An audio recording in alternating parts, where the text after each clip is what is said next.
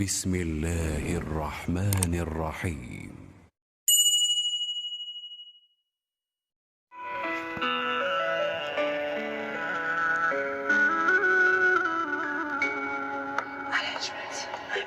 عید قربان آمد و در مکه حج اکبر است. عید قربان آمد و در مکه حج اکبر است.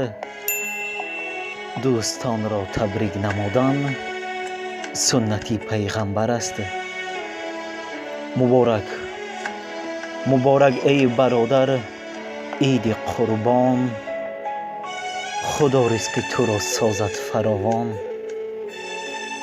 بر پیکر عالم وجود جان آمد، صد شکر خدا که امتحان به پایان آمد. از لطف خداوند خلیل الرحمن یک عید بزرگ به نام قربان آمد. برایتان خوشی های روزگار، دسترخوان پر از ناز و نعمت و فیض و برکت را تمنا دارم.